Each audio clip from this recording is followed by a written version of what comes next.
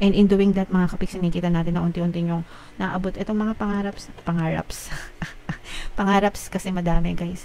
Itong mga pangarap nyo, guys, unti-unti talaga siyang napupunan, no? Kumbaga pwedeng hindi pa perfect right now, hindi pa kumpleto right now, pero unti-unti na. Parang alam nyo ba yung marunong ba kayo magsungka, mga kapiksi? Comment down below kung alam nyo yung larong sungka.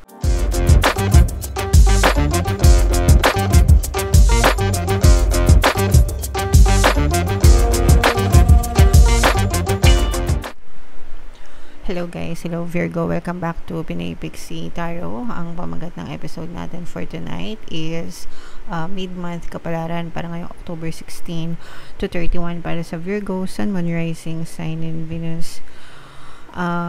If in case hindi kayo naka-resonate dito guys, try nyo panoorin yung video dun sa monthly horoscope nyo for October. Baka nandun yung energy nyo, mga kapixie. So, unahin natin itong deck na to guys. Tingnan natin yung mga mensahe sa inyo ng inyong mga gabay, mga kapiksi. Ito ay both negative and positive guys. Unahin natin yung negative, mga kapiksi. We have release, no? Ito, release, let go, move on, mga kapiksi. Kailangan nyo i-release guys yung mga kanigahan sa buhay natin. I-release natin yung control, i-release natin lahat ng, kumbaga, let's surrender to the universe, mga kapiksi. Surrender to the divine, and hayaan na natin na siya or sila yung mag-deal, no, dun sa ating mga bigat ng kalooban natin, sa mga bagay na hindi naman natin masosolve on our own. I-let go natin, especially yung mga negative emotions. Palagi ko yan sinasabi sa inyo. Anger, hatred, resentment, grudges, no? Mga complaint, reklamo, stress, worries, no? Kailangan i-let go nyo yan, mga kapiksi. Para ma-let go nyo yan, you have to stop thinking about those things and instead focus on productivity, focus on your dreams, mga kapiksi, no? Let go of mga everything that happened in the past, na lahat ng kanigahan guys, no? And you should be happy being productive, and you should be happy chasing your dreams, mga kapisi. So, ibig sabihin ng productivity, yung hindi nag-aaksaya ng oras. Ginugugol niya yung oras nyo sa mga kapaki-pakinabang na bagay, kapaki-pakinabang na paraan, yung magko-contribute sa kabuhayan nyo, mga kapiksi, okay? Doon nyo mararanasan yung tamis ng tagumpay kapag kayo ay palagi nagpupursige sa buhay, guys. And chase your dreams, follow your dreams. Ito, guys, there can be two meanings for this, guys. No? Unang-una, pwedeng yung mga dreams mo, mga pangarap mo sa buhay, mga kapiksi. Pwedeng makita ka ng mga manifestation sa physical reality mo na unti-unti nang natutupad yung mga pangarap mo dahil sa mga pagsisikap at pagtsatsaga mo rin. Pangalawa, mga kapiksi, you also need to pay attention to your dreams, no? As in, mga panaginip, no? Sometimes, our guides, spirit guides, communicate to us through dreams, mga kapiksi. So, may mga ibig sabihin yung mga panaginip, guys. So, kung kayo ay mga vivid dreamers, most of the time, maalala nyo talaga yung mga napapanaginipan nyo. Ako, guys, vivid dreamer ako, as in, pagkagising ko, lahat ng napapanaginipan ko, naalala ko, even yung mga small details, mga kapiksi. So, ganun talaga akong managinip. So, for some of you, pwedeng may mga ganyan din sa inyo. So, i-check nyo yung mga ibig sabihin yan, mga kapiksi, kasi baka nagpaparamdam sa inyo yung mga gabi nyo, may mga mensahe sa inyo. Okay? Alright, so comment down below, Virgo, if feeling nyo nakaresonate kayo dyan sa mga messages na yan. Tingnan natin yung ganap sa buhay nyo, guys, ngayong October. So, shuffle natin to, mga kapiksi. Habang sinashuffle ko to, guys, panoorin nyo muna yung video natin regarding sa ating paano mag-manifest ng abundance video course. Kapiksi, sawa ka na ba sa mga struggles at hirap sa buhay mo? Masipag ka ba at masikap sa buhay ngunit hindi ka pa rin umaasenso? Ilang beses ka na bang nag-attempt magnegosyo at mag-invest pero palagi ka pa rin nalulugi? Sa pagkakataon na ito ay maaaring may subconscious beliefs ka na nagiging balakid sa iyong pag-unlad at pagyaman. Introducing, paano mag-manifest ng abundance video course. Dito ay matututunan mong ma-overcome ang mga balakid mo para tuluyan ka ng umunlad, umasenso, sumagana, maging matagumpay, successful at maswerte sa iyong kabuhayan, pera, trabaho, negosyo, salapi at kaperahan ng bonggang-bongga. Dali, mag-send na ng email sa pinoypixitaro@gmail.com at simulan na ang iyong pagyaman ngayon. Alright, so sa lahat ng gusto mag-avail ng course guys, mayroon tayong promo ngayong October. Magbibigay tayo ng free 3-in-1 pampaswerte subliminal sa pampaswerte sa buhay, sa pera at saka sa love life, worth 1,500 yung freebie na yan mga kapiksi, kaya i-avail nyo na, sobrang ganda. And meron din tayong bagong course mga kapiksi, paano mawala ang third party at magkaroon ng harmonious na relationship, para mawala yung mga kabit ng mga jowa nyo guys. 20% discount naman yan until October 31, kaya i-avail nyo na mga kapiksi. So, Virgo guys, kayo ay represent ng Father of Pens sa ating spread. Ito yung both negative and positive.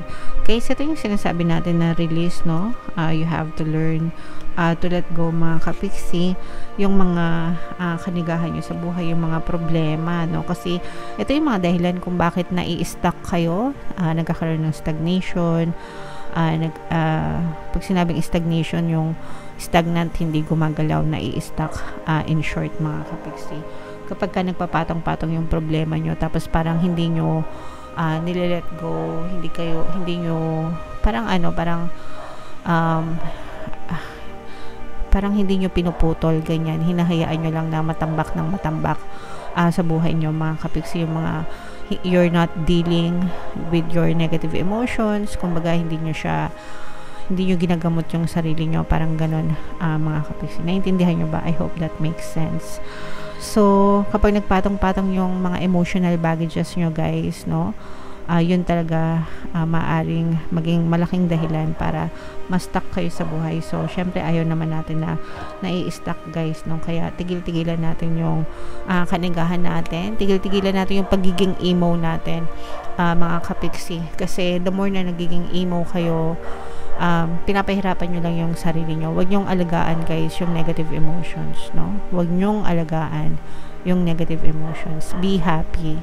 Help yourself guys, no? There are always things na you should be grateful for. Marami kang bagay na pwedeng ipagpasalamat.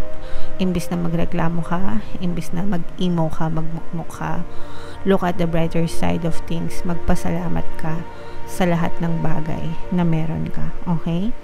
And yun, parang instant shift yun guys, kapag ginawa mo yun, mako-convert mo yung kanigahan mo into positivity mga kapiksi. Ito guys, sobrang ganda nito, yung sinasabi natin na productivity, no, talagang yung iba sa nyo masikap na masikap, at saka parang guys, parang nararamdaman ko na nagda-diversify kayo, or parang maraming kayong side, pwedeng maraming source of income, maraming side hustle, kumbaga hindi kayo, masipag kayo guys hindi kayo nakokontento sa isang source of income lang, yung iba meron trabaho, tapos yung iba may mga side hustles pa.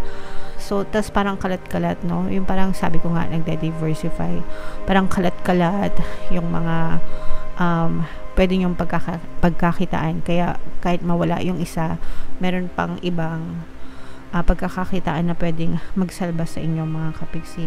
And in doing that mga kapiksi, nakita natin na unti-unti yung naabot itong mga pangaraps kasi madami guys. Itong mga pangarap nyo guys, unti-unti talaga siyang napupunan, no? Kumbaga hindi pa perfect right now, hindi pa kumpleto right now, pero unti-unti na. Parang alam nyo ba yung marunong ba kayo magsungka mga kapiksi? Comment down below kung alam nyo yung larong sungka. Diba yung sungka, board siya na may butas, tapos dun mo ilalagay yung mga shells, no? So parang ganon mga kapiksi, kahit na yung lahat ng lagayan dun sa sungka, parang lahat yun may laman na shells, no? Parang ganun yung nararamdaman ko sa buhay nyo. Lahat yun may shells, yung iba doon maraming laman, yung iba konti lang, pero may laman. Nagigets nyo ba guys yung ibig kong sabihin? So ibig sabihin guys, parang unti-unti nyo nang nakikita na nagkakalaman na yung buhay nyo, nakikita nyo na natutupad na yung mga pangarap nyo unti-unti, no? So ipagpatuloy nyo lang yan guys. Sobrang mamumunga at mamumunga talaga yung mga pagsisikap nyo sa buhay dahil sa pagiging responsable nyo. Parang this is both your feminine and masculine energy, mga kapiksi, na rolled into one, na parang ibig sabihin malakas ka, you're strong, you're brave, you're courageous, matapang, and at the same time mahaba pasensya mo, maunawain, matyaga, no? Malambot ang puso, may puso, ganyan. So parang yun yung sikreto mo kung bakit umaasenso kayo lalo, mga kapiksi. Naintindihan nyo ba yung mensahe? Sana na-gets nyo guys. Pero i-main man nyo yan sa comment section guys. Parang katuparan ng mga pangarap, yan, maraming income, maraming source of income. Nakita natin dito na nagkakaroon na ng liwanag sa madilim yung buhay, especially kung kung naka-experience kayo ng kadiliman ng pamumuhay before. Ibig sabihin, nagkaroon kayo talaga ng mga problems, struggles, ganyan, challenges. Pero right now, parang merong gumagabay sa'yo, merong liwanag na nagagabay sa'yo, mga kapiksi, para sa mas maayos and mas magandang pamumuhay. Guys, no, nakikita natin na nagkakaroon ng magandang transition or magandang pagbabago sa buhay nyo. And ito yung mga bagong simula, guys, sa kaperahan, sa negosyo, sa investment. So, maaaring may mga dumating pa na bagong simula, no? Brand new beginning pa na pwede nyo pang i-explore, pwede pang magdagdag, no, na sa kaginhawahan ng buhay mo. So hindi pa tumitigil, hindi ka tumitigil at hindi pa tumitigil yung magandang daloy ng kabuhayan sa'yo, lalo pa itong magtutuloy-tuloy, and may mga pangako pa ng mga bagong simula. So itong mga bagong simula na to, pwede mo pa itong i-explore, mga kapiksi, and pwede pa itong mag-contribute sa kaginhawahan ng buhay mo. Okay? So, grabe, sobrang ganda, Virgo. Sana naka-resonate kayo.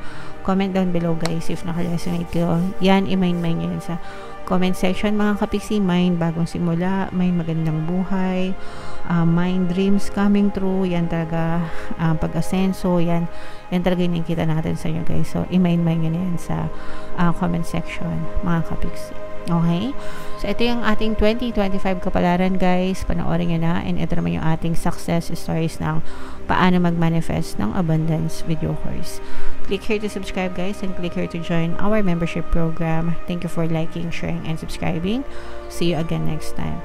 I love you all, guys. Have a nice day. Bye-bye.